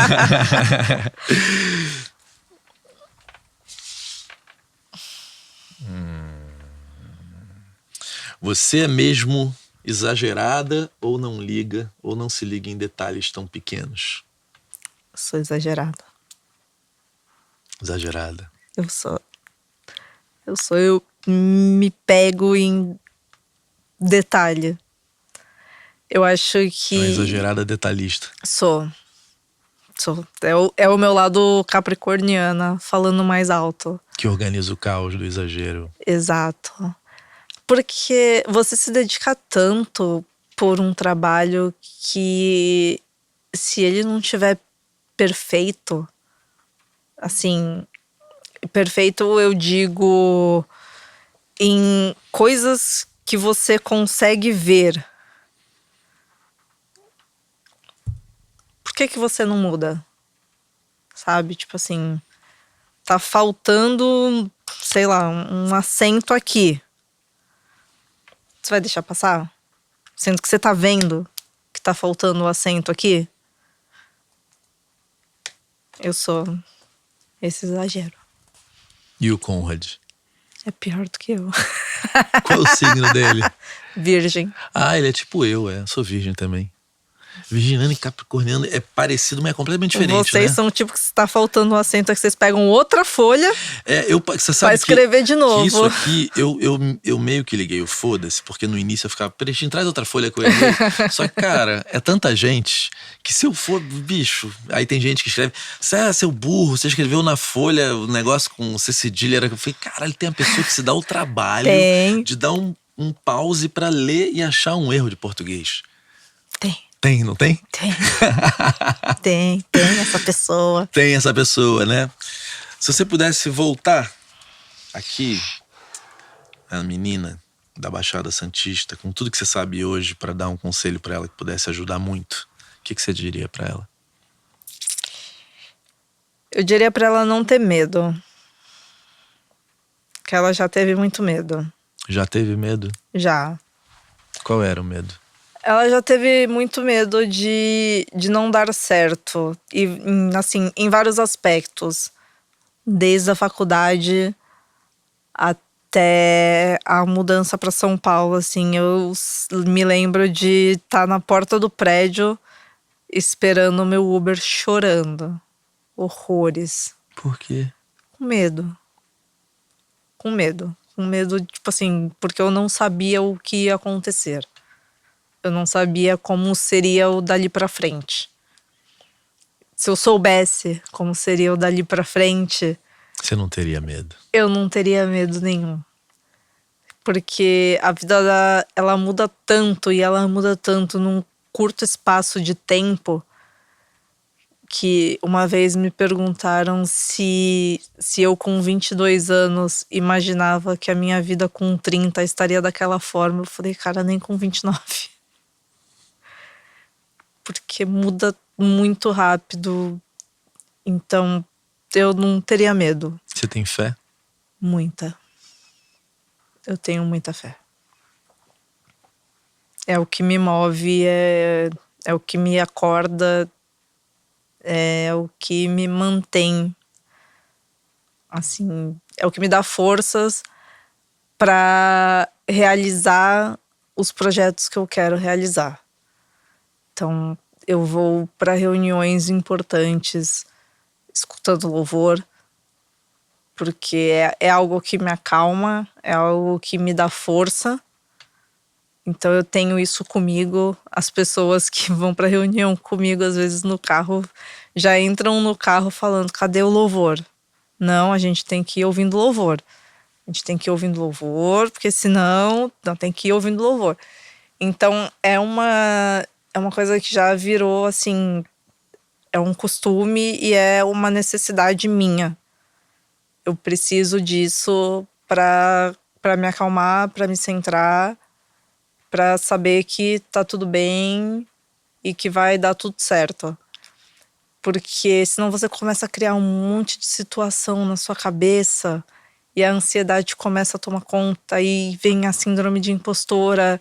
Já sentiu isso? Muito, todo dia. Jura? Todo Mesmo depois dia, de tudo isso? Todo dia, ali fora inclusive. Como assim? O que eu tô fazendo aqui? Eu aqui querendo aprender com você e você se sentindo uma impostora lá fora, você tá louca? Muito.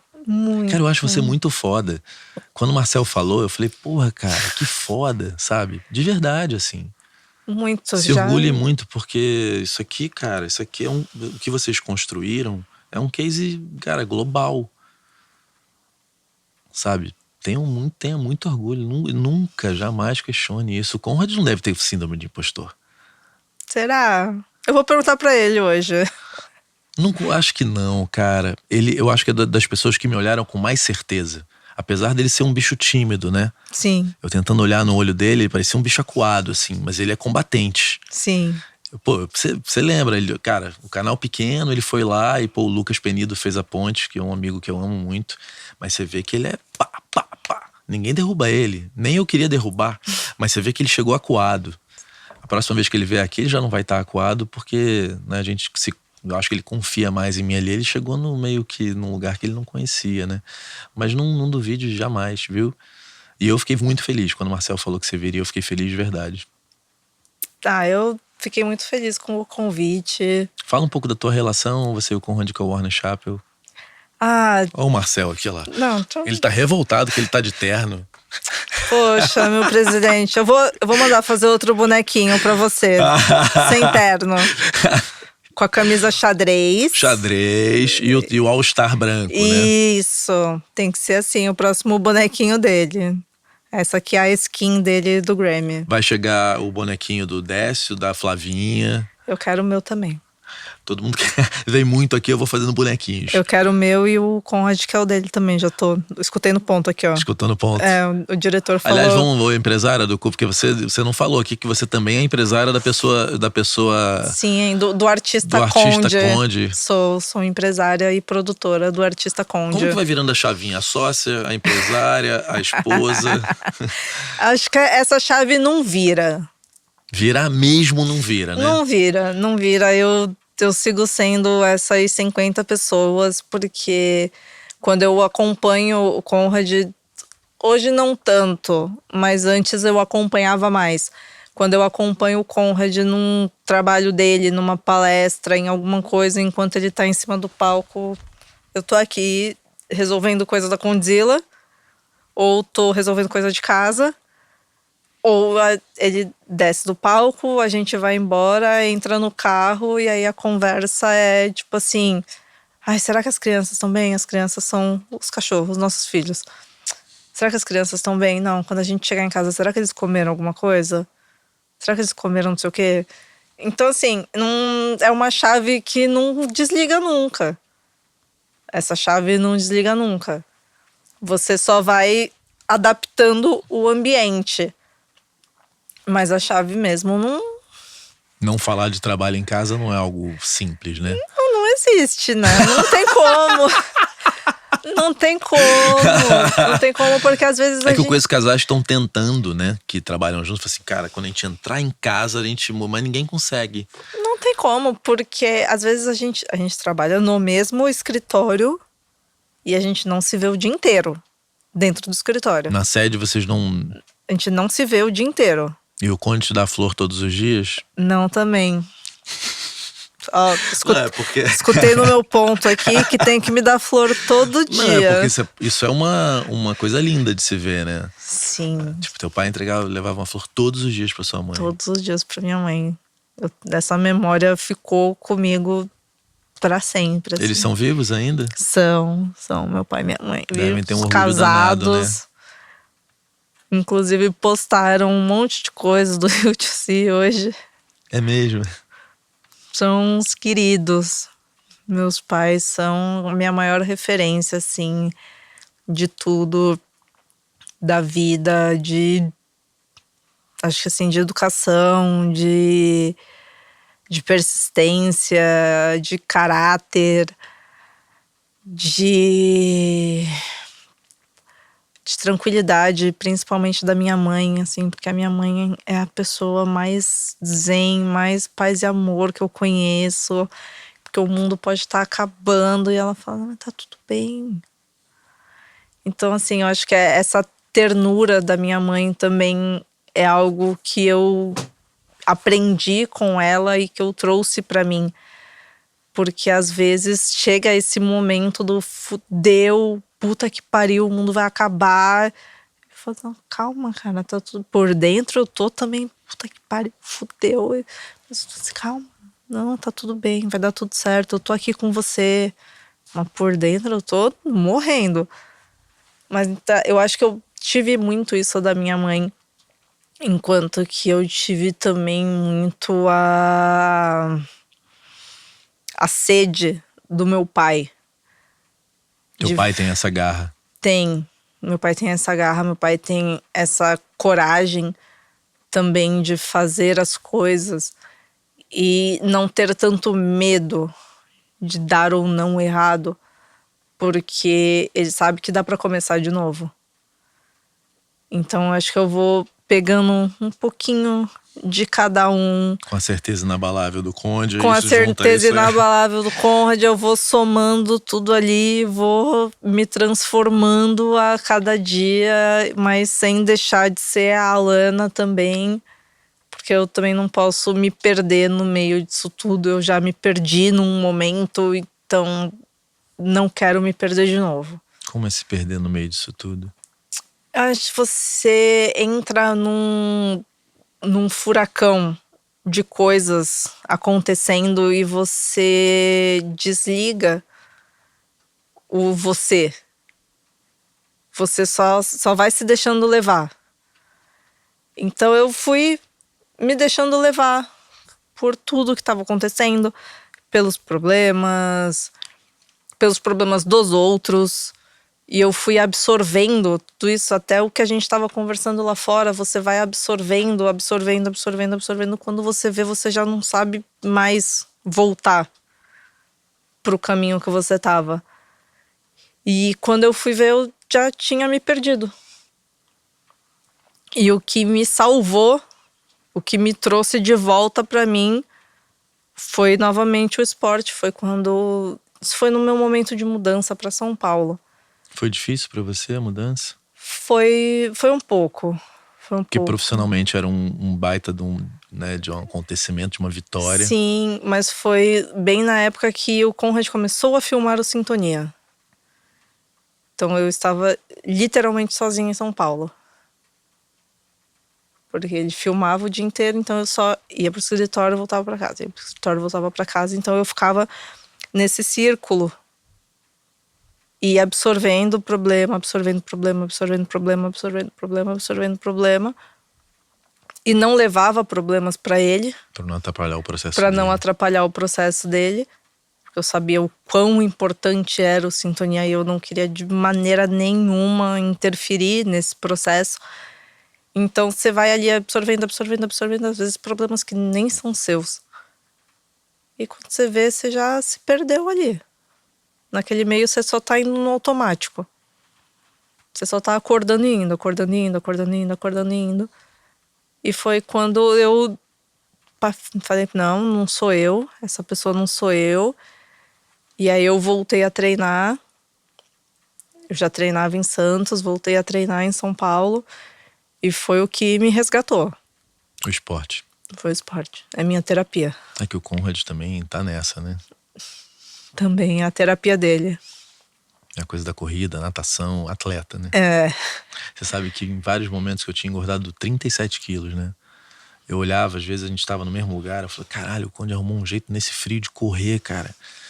E isso, parece que não, mas quando você pega pessoas que você acompanha, que você admira, ou que você ama, né? Amigos, assim, você olha, quando eles estão se cuidando, é um estímulo pra gente se cuidar também. Sim. Da mesma forma, quando alguém, sei lá, tá esbanjando, causa angústia a um monte de gente. Na internet tá um negócio muito complexo, né? Muita gente se colocando como autoridade, como vencedor. Ninguém conta as suas derrotas, né? Exato. Mas aquela força de vontade dele me acabou...